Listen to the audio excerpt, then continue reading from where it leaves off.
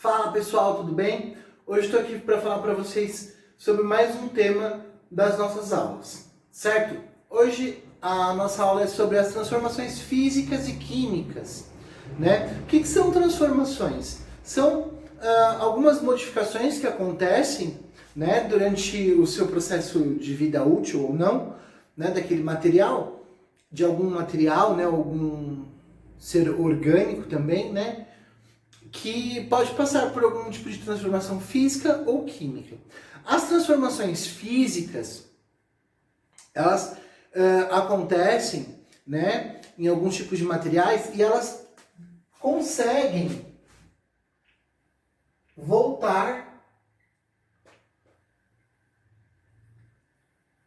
ao que era antes. As químicas, elas não voltam ao que era antes. Como assim, professor? Nós temos as transformações de forma e tamanho, como por exemplo, se você amassar uma garrafa PET, você consegue fazer ela voltar ao normal depois, né? Então eu estou modificando a forma e o tamanho dela. Uma lata, por exemplo, eu consigo modificar ela e fazer com que ela volte ao normal depois, certo?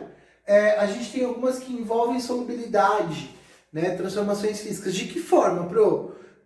Quando você põe um pouquinho de sal, um pouquinho de açúcar em algum tipo de material, com água, por exemplo, e o que acontece? Eu consigo fazer aquele açúcar voltar a ser açúcar e aquele sal voltar a ser sal, né? Pelos processos de mudança de estado físico, né? E pelas... como é o nome? Da última aula que nós tivemos, separações de mistura. Estava esquecendo já. Pelos processos de separação de mistura, né? Como, por exemplo, a destilação simples, ela ajuda a gente a fazer isso, né? Já as que envolvem somente mudanças de estado físico, por exemplo, eu tenho a água no estado líquido, quando eu coloco ela no freezer, lá no congelador, ela vai virar gelo. Porém, aquele gelo ele consegue voltar a ser água líquida novamente. Conseguem entender? Então, as mudanças, né, as transformações físicas, elas voltam ao estado inicial, né, sem nenhum problema. E aí ela consegue fazer com que aquilo volte a ser o que ele era antes, tá?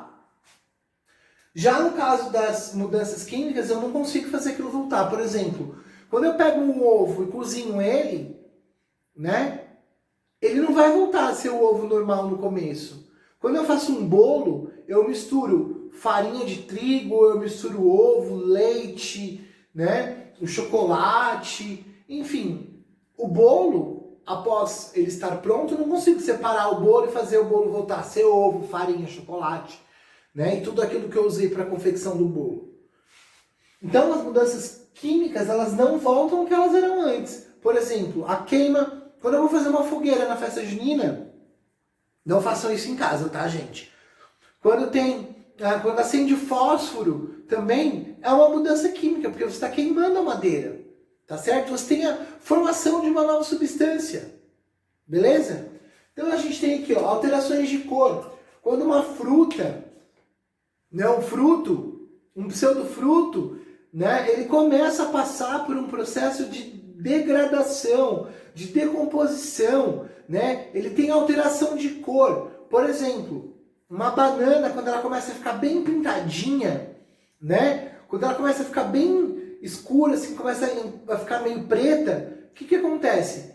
Ela está passando por um processo de transformação química para o apodrecimento, certo? Ela tem alteração de cor, ela tem alteração de odor também, né? Dependendo do que for, o odor ele fica meio fétido, né? Principalmente se for alguma coisa orgânica, mistura um monte de lixo ali para você ver o que acontece. Tem alteração de odor, né? Tem a produção de chorume, então fica fedidinho, certo? Produção de luz e calor. Bumbum do vagalume. O vagalume, por bioluminescência, ele consegue produzir luz, né, por alguns fatores que auxiliam ele ali, né, na chamada da fêmea, a fêmea do macho, para o voo nupcial deles, para poder acasalar, né? Então isso tudo produz luz e gera calor, né? O próprio corpo do vagalume tem essa capacidade, tá certo? Então isso é uma transformação química.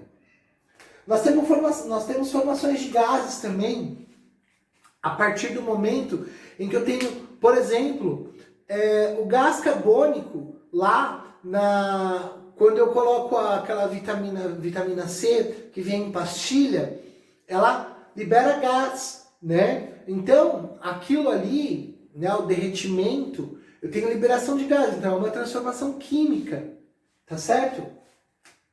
E sólidos com texturas diferentes. Um exemplo que a gente tem aqui, bem simples, é o processo de enferrujamento, né? Quando ele vai enferrujar, o ferro está enferrujando. Entrou em contato com a água, mais o oxigênio do ar, o que vai acontecer? Ele vai enferrujar. Então esse é um processo químico também, tá? No qual o ferro passa em contato com o oxigênio, né? Ele oxida, tá bom? Bom, pessoal, é isso. Eu vou ficando por aqui. Qualquer dúvida é só entrar em contato, tá certo? Até mais!